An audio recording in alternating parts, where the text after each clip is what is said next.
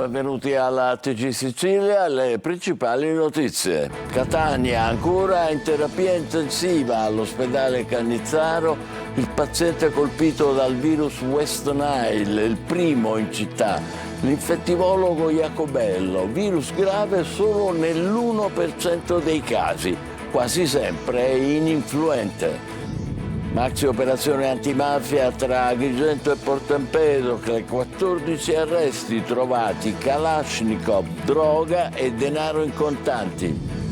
Politica è passato al gruppo misto della Camera Manlio Messina dopo aver lasciato a sorpresa Fratelli d'Italia. Una scelta difficile ma ponderata, ha scritto sui social il deputato catanese vicino alla Premier Meloni. Valuterò se lasciare anche la Camera, non c'è un motivo unico, si limita a dire sulla sua decisione. Almaviva, partiti i licenziamenti per i dipendenti del call center.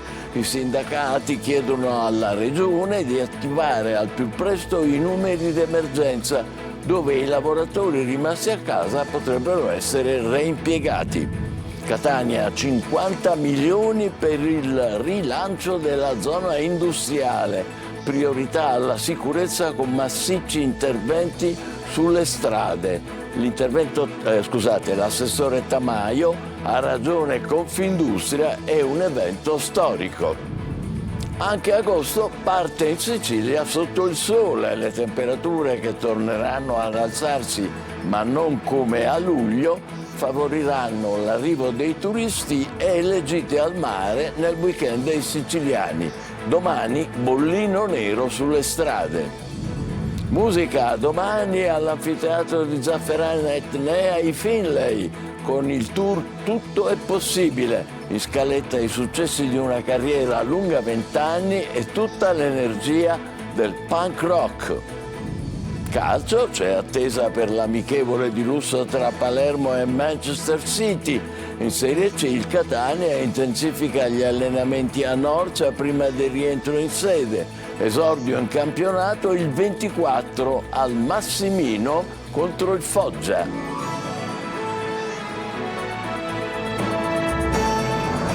Bentrovati, come dicevamo è in terapia intensiva all'ospedale di Cannizzaro di Catania il paziente colpito dal virus West Nile.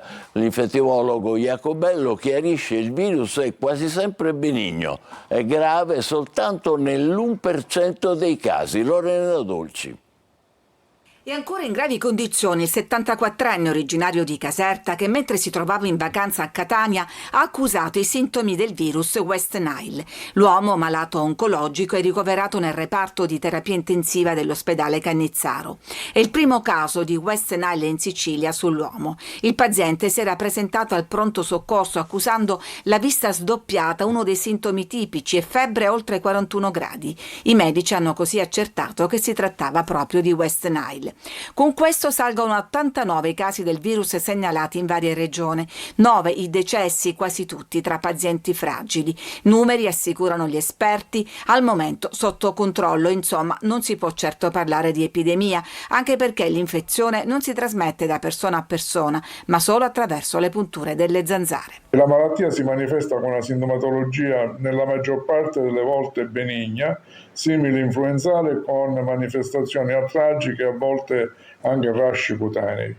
Nei casi più gravi, che attengono per la verità a soggetti immunocompromessi con patologie oncologiche, oncoematologiche o sottoposti a terapie immunosoppressive, la malattia può diventare particolarmente severa con un coinvolgimento principale del sistema nervoso centrale.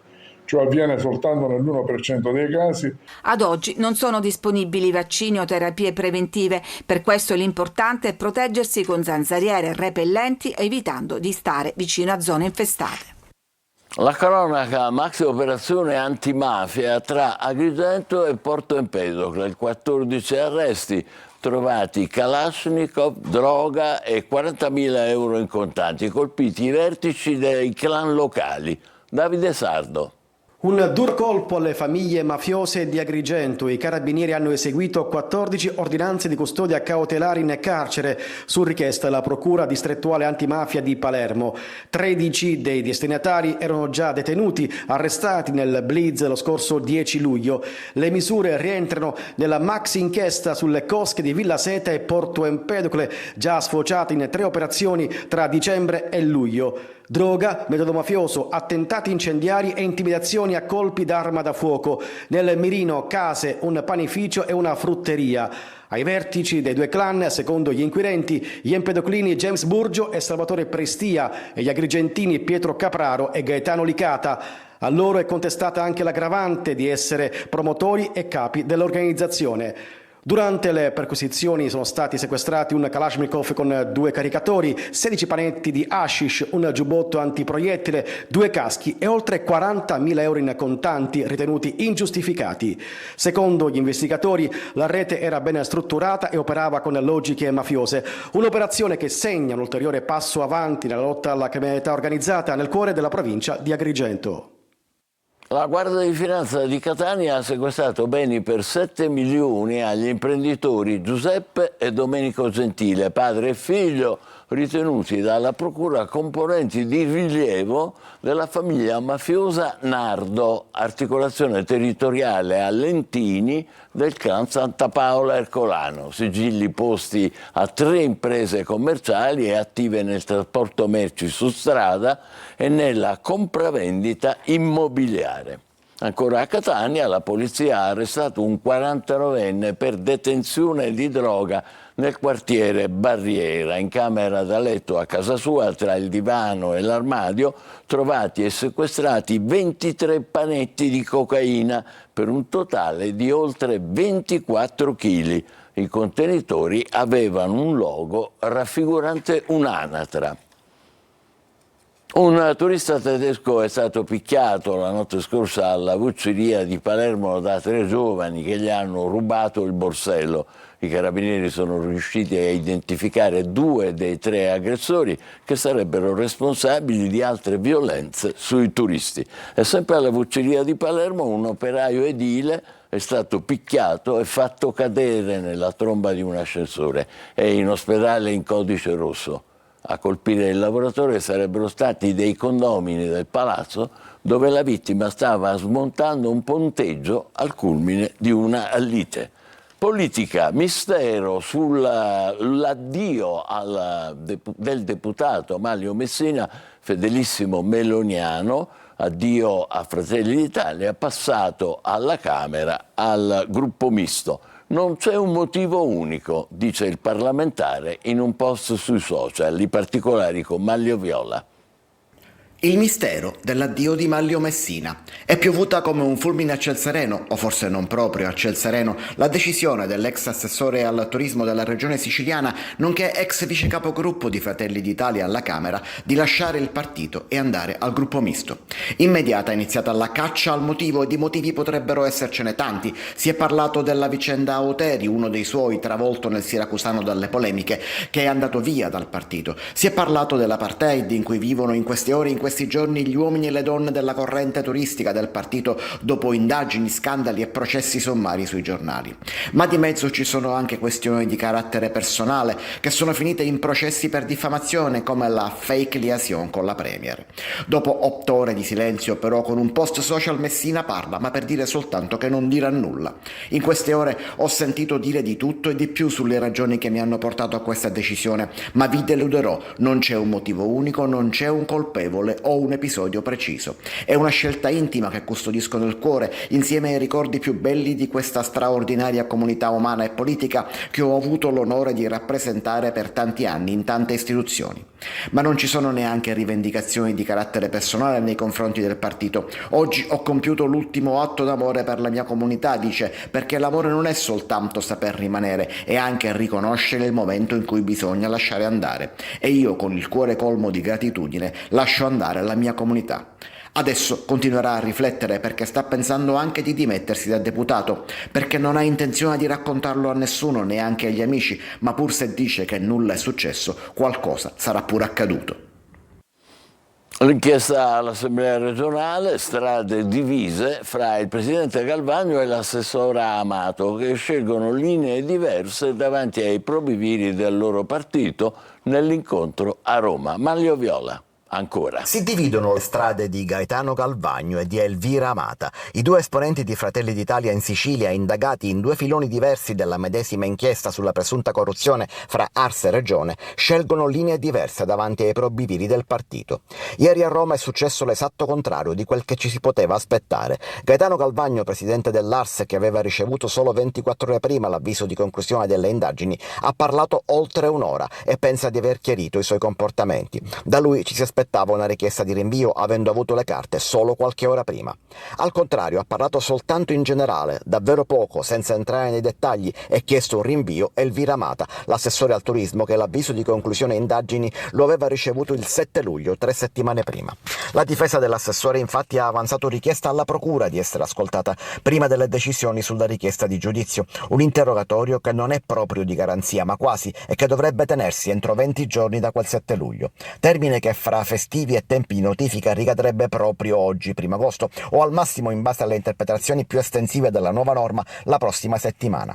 In ogni caso non si tratta di un termine perentorio, ma la convocazione dovrebbe essere dietro la porta.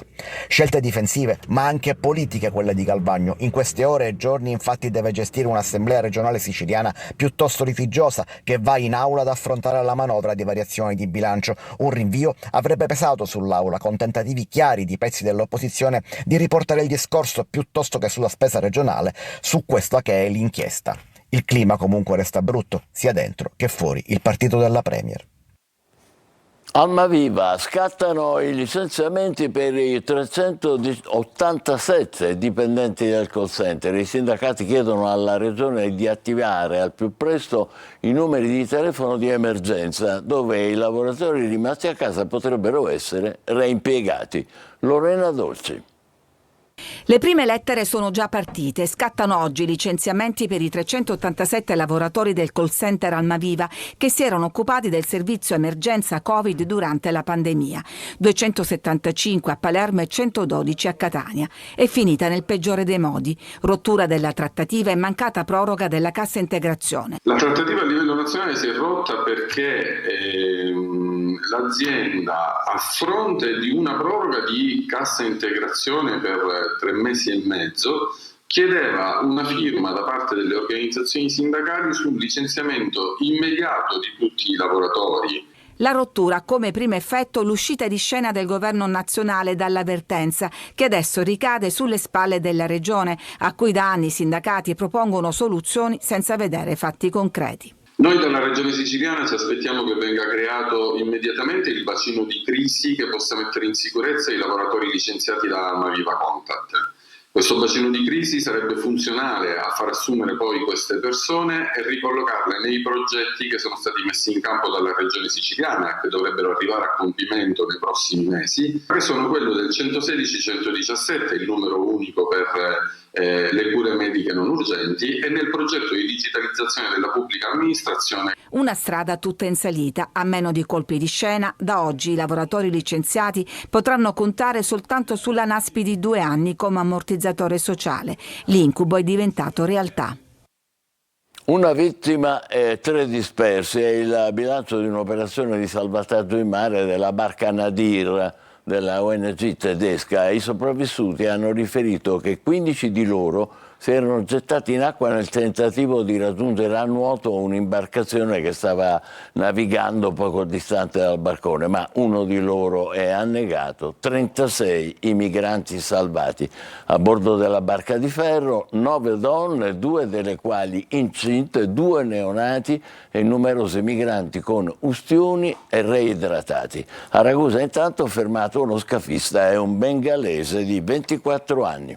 Catania, 50 milioni di euro per il rilancio della zona industriale, priorità alla sicurezza con massicci interventi sulle strade. L'assessore alle attività produttive Tamaio dice ha ragione Confindustria, è un evento storico. Tonino De Mana. L'Europa fa la sua parte, la regione siciliana destina 50 milioni di euro e il comune di Catania ne trae giovamento, riservandoli alla sicurezza, al decoro e alla funzionalità della zona industriale, le cui aziende con migliaia di lavoratori producono PIL e ricchezza. È una notizia attesa da decenni. Confindustria parla addirittura di evento storico e l'assessore alle attività produttive Tamaio conferma. Venire qui oggi, stabilire un cronoprogramma di interventi, avere già il finanziamento, abbiamo già dato l'anticipo, e sapere che già il 26 agosto ci sarà la prima gara per l'intervento dell'area industriale è un grandissimo passo in avanti. Doppiamente soddisfatto il sindaco trantino che detiene la delega alla zona industriale.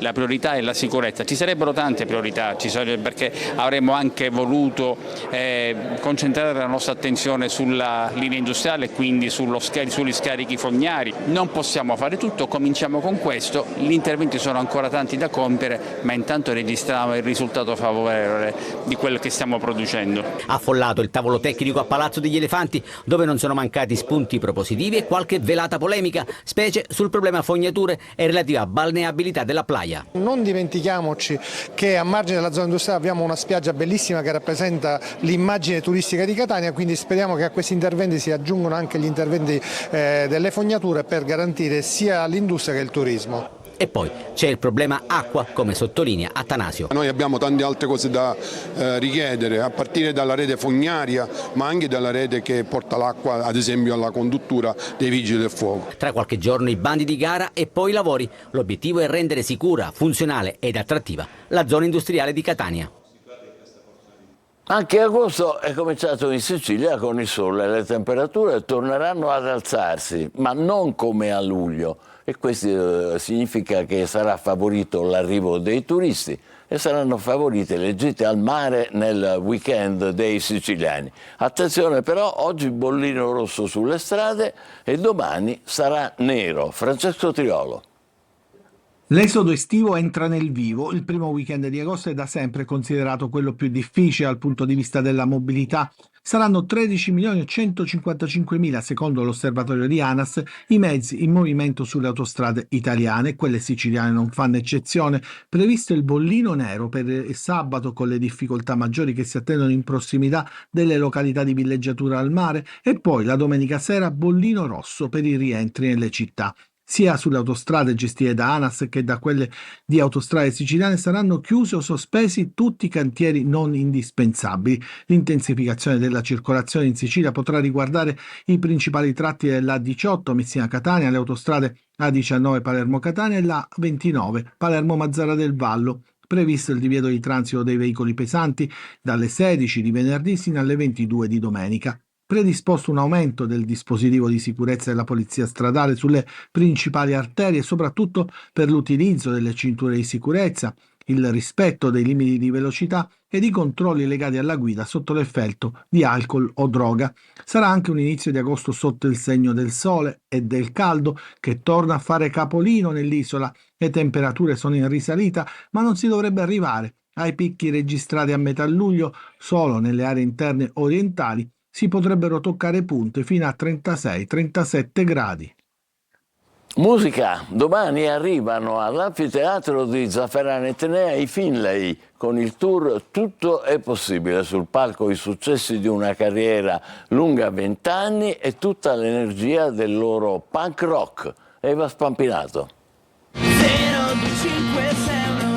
Zafferana Etnea si prepara ad una serata all'insegna del rock e dei grandi ricordi. Sabato 2 agosto alle 21 all'anfiteatro Falcone Borsellino, nel cartellone del Wave Summer Music, arrivano i Finlay. Porteremo la nostra festa, perché in ogni concerto portiamo la nostra energia, la nostra adrenalina. La band lombarda, Pedro, K, Dani e Ivan, è pronta a scatenare il pubblico etneo con l'energia che li ha resi un simbolo della scena pop punk italiana degli anni 2000. Sarà un momento per tornare in un momento della nostra vita, sia nostra che di tutti coloro che ci saranno, un momento felice in cui eri felice e non lo sapevi. Abbiamo vissuto un'adolescenza veramente spensierata rispetto magari ultime generazioni che sicuramente vivono un periodo un po' più disilluso, un po' più cinico e un po' con meno speranza. Noi abbiamo raccontato un po' quello che era lo specchio della nostra epoca. Nati tra i banchi di scuola e lanciati da Claudio Cecchetto, i Finlay hanno conquistato dischi di platino e premi internazionali.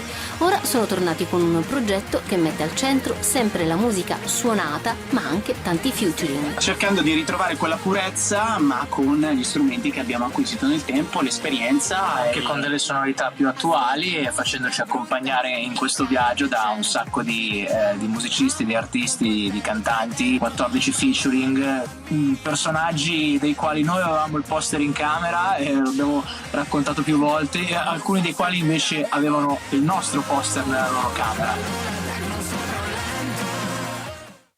Evviva! Ancora musica a Catania, arriva a sorpresa Ricky, già vincitore di Amici, e adesso in radio con un tormentone in coppia con l'intramontabile Lorella Cuccarini.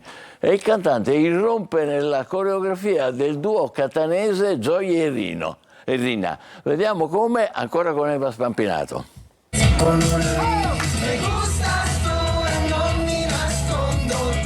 Arriva così, saltellando in mezzo al pubblico come se fosse uno di loro. Si unisce alla coreografia e inizialmente nessuno capisce che a ballare sui passi di Cha Cha Twist è proprio chi quella canzone la canta in featuring con l'intramontabile e sempiterna Lorella Cuccarini. Una inaspettata sorpresa per Joy Di Stefano e Rina, la coppia di coreografi più social d'Italia, mentre erano intenti a coreografare il balletto tormentone in un lido catanese, dettando i passi a tantissime persone. Canotta smanicata, bermuda di jeans, sneakers e sorriso contagioso, Ricky conquista tutti e mostra anche doti da provetto ballerino. Perfetto, facciamo una pausa tra poco per il calcio. Il Palermo che si darà da fare per il portiere Klinsmann, per il Catania l'esordio in campionato domenica 24 con il Foggia. State con noi.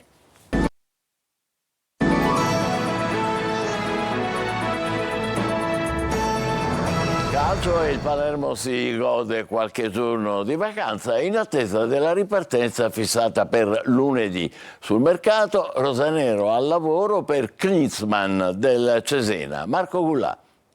Terminato il ritiro, il Palermo si gode qualche giorno di vacanza in attesa di riaccendere i motori in vista di impegni più importanti e quelli ufficiali. La roadmap rosanero prevede la ripartenza lunedì da Torretta, un amichevole giorno 6 contro la seconda formazione di Palermo, ovvero l'Athletic Club, che giocherà in Serie D, poi giorno 9 la sfida al Barbera contro il Manchester City e giorno 16 l'esordio in Coppa Italia contro la Cremonese fuori casa. 16 giorni in cui il Palermo di Inzaghi dovrà ulteriormente crescere per iniziare nel migliore dei modi il campionato. Organizzazione forte e il lavoro che abbiamo fatto ora è molto importante. Secondo me siamo molto forti, certo dobbiamo fare di più per avere pronti per la stagione.